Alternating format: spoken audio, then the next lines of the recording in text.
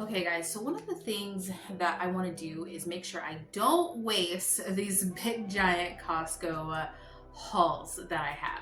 So I want to talk to you guys today about how I break down my Costco stuff so that then it does not go bad when there are only 2 people eating it in the household. Hi everyone, welcome back to my channel. I'm Shamira Benson, one part of Team Benson, and today we are breaking down some of that Costco haul. So I'm going to take you guys over there, show you guys what I'm going to be breaking down, and tell you how we're going to just basically make sure that it doesn't go bad. All right, guys, so we have several things from our Costco haul. We have our cornstarch, and we have some almonds and some Brazil nuts, so chocolate covered almonds, Brazil nuts, tons of flour, some buttered pretzels, and then these 2 are from our Amazon haul. So this is our dried onions and our dried shiitake mushrooms. So first what we're going to do is we're going to start with this flour because it is huge and we need to get it out of the way. And we also need to see if we need to get more of these in order to fill the bucket. Okay guys, so I wanted to start with the flour because the flour I have to freeze first. And I freeze it for 2 days and then I let it thaw completely out on the countertop. You have to remember that flour is raw and you don't want to add moisture to it by letting it, by packing it away once it's cold. Because if it's cold, that means that there's still like some ice crystals or like water in there. So you want to let it dry completely out and then store it in your container. I like containers like this that have gamma seals on them just because they're easy to take off, and my goal is to have one of these big buckets that's always in storage. So I have my big bucket that's the same size, actually it's a little bit bigger, that I'm using, and then I have this one that I'm going to fill up. Now I bake bread every single week, and so I go through a lot of flour, and flour is something that I always wanted to make sure I have a year's supply of, just because baking a challah is quite important to me and a part of one of our mitzvahs. So I'm going to go ahead and I'm going to take these and just empty them into here.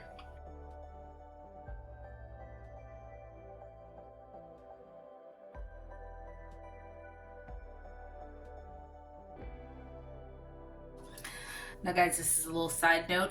The flour that's always like right here, I never put that in my flour bucket because I feel like if you're gonna get flour weebles, that's where they're gonna come to first, is that little section right there, because it's easiest to get into. Now when I buy flour that is not that old, so this flour is fresh, which is why I like to buy flour during the time where they're like harvesting flour versus waiting until it's been on the shelves forever. Then I don't really find, or haven't really had any issues with like bugs or anything like that. I have had issues in the past before I started doing this. Now I think we're going to be able to fill up, actually no, we're going to be able to fill up this bucket and then probably have one more left over, which is perfect because I can just fill up one of my other buckets. Okay, so I shook it down and I was able to fit 3 10-pound bags, so 30 pounds of flour in here. Now, if you guys watch my video from last Friday, I made a cayenne pepper bug spray. And this one has cayenne peppers, water that I fermented outside in our beautiful Arizona sun. And then I added a little bit of rubbing alcohol to it.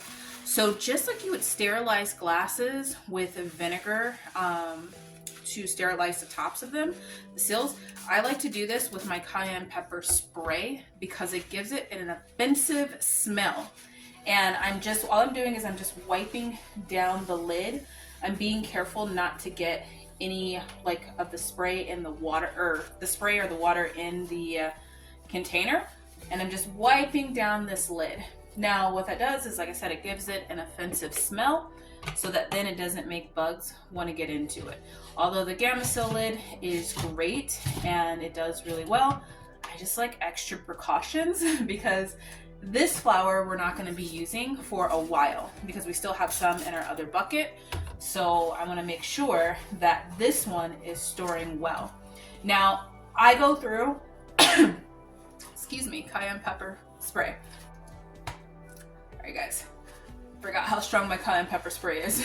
Now I go through and I wipe down my cabinets, like my pantry, with water and lavender, or water and usually water and lavender, or water and mint. I'll make like a tea, and then I wipe my baseboards and all of that down in my cabinets. And once again, it just gives it like a different smell that bugs and insects just don't like. So I've never had any bugs and insect problems in my pantry, but I just do that as a precaution. Okay guys, this is my biggest bucket that I have of flour. This is the one that I'm using right now.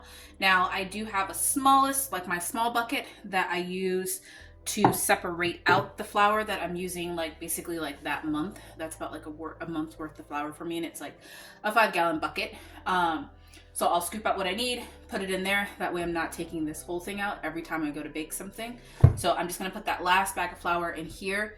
This is from last year's flour, so all of this will be gone before I even start on the other bucket. So I'm not worried about this old flour or this new flour going up like over top of this old flour, essentially is what I'm saying. Okay guys, so now we have a year's worth of flour done. Now let's move on to my favorite thing, chocolate.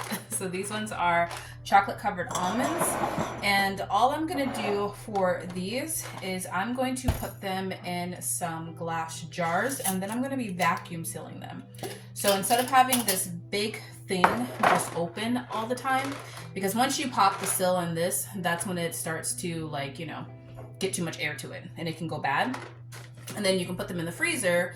But here in our small space house with small space pantry and small space garden, I will say that real estate for freezer space is important. So we don't want to put things that we don't really need to put in there. And one of the ways I like to preserve any type of nuts, so I'll be doing it with these and also with the Brazil nuts, is just vacuum sealing them in smaller containers. So we're gonna go ahead and just fill these up.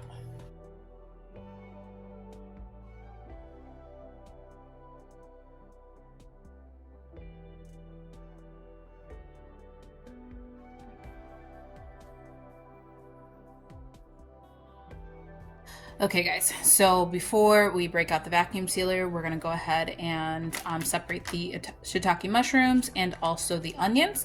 Now we have the ones that didn't fill up the jars, so this is what we have left over. Now we have been snacking on these, which is why like there probably would be more jars, but we're overeating them, like we're tired of eating them, so we're gonna go ahead and make sure that these are safe and will store for a longer period of time. And then these ones we can continue to snack on since they didn't fill the jar. Oh, and then also we're gonna do the peanut butter pretzels.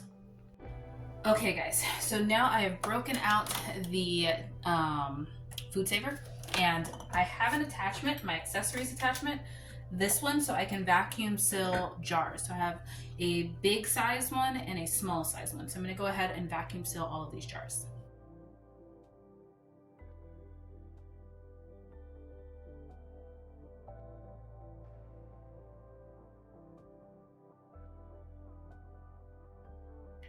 So guys, just for reference, I'm using the vacuum seal button on my food saver. So then that way it's sucking out all of the air and then sealing it. All right guys, so this is a game changer for me. So I have all of the ones that are like preserved like a snack. I put the date that they expire on, and then all the ones that are like the just the single ingredient things, I just put the date that I did it on. And then we have the ones that we're gonna use for the cabinets. And then this one goes in this kind of bag because these are actually Mr. Benson's snacks. So now let's put these away and let's get to the cornstarch. So guys, I'm gonna link my food saver down below for you guys. You can get it on Amazon. Now, I think that this is like a game changer when it comes to me being able to preserve food, because I looked at other people's like pantry hauls and I was like, wait, my pantry haul is different, because half of my pantry haul, or my food storage pantry, is dried goods. And I preserve them all by vacuum sealing them, and that saves me on freezer space. And then also I just cook easier and have snacks and stuff like that when it comes to being able to vacuum seal it versus having to can it all the time or freeze it. So that's an option for you.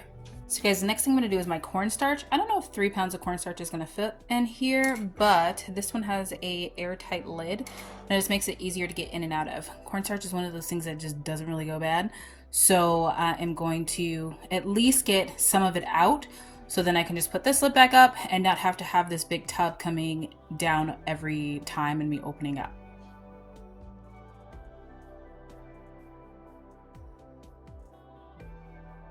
Okay.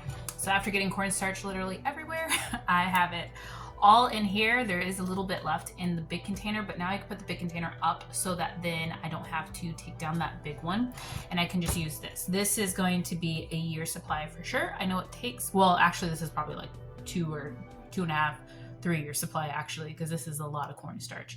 And I only use like a teaspoon at a time when I make like gravies and stuff.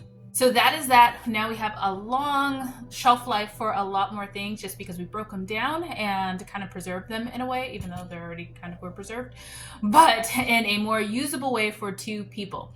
We also have the rice that's in the freezer right now. I'm going to be taking that out because we're going to be getting our cow soon. I'm so glad because we have run out of beef and we are going to put that, let that cool down all the way, like defrost, and put that in its big, like 30-gallon bucket with the Gamma-Seal. So I will link all these things down below if you guys need them, the buckets and the vacuum sealer. But until next time, grow yourselves a garden because even a small space can provide you with tons of food. Bye guys.